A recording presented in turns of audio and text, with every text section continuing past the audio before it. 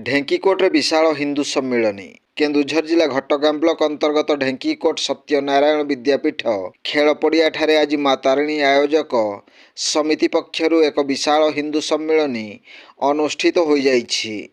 राष्ट्रीय स्वयंसेवक संघर 100 वर्ष पूर्ति अवसर में यह सम्मिलनी आयोजित होइथिला। प्रभातरु सम्मिलनीर यज्ञ मंडप को शताधिक महिला द्वारा भव्य कलश यात्रा अणाजिबा परे होम यज्ञ सह गोपूजन कार्यक्रम अनुष्ठित होइथिला।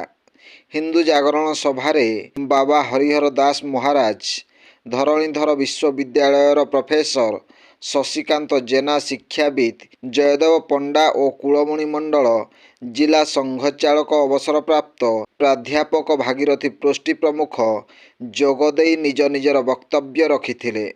कार्यक्रम में केन्दुझर सांसद अनंत नायकों सह बहु मान्यगण्य व्यक्ति और हजार हजार जनसाधारण उपस्थित थिले। कार्यक्रम को तृप्तिरंजन साहू और राजकिशोर साहू प्रमुख परिचालना करथिले। खोल, करताल और मृदंग वाद्ୟରେ भजन कीर्तन अंचल आध्यात्मिकमय परिवेश सृष्टि करिथिला। ब्यूरो रिपोर्ट, जनजागरण ओडिया। वीडियो गुड़िक आपण मानकु भल लागुथिला आम चैनल को सब्सक्राइब करने सह लाइक शेयर करने को भूलंतु नहीं।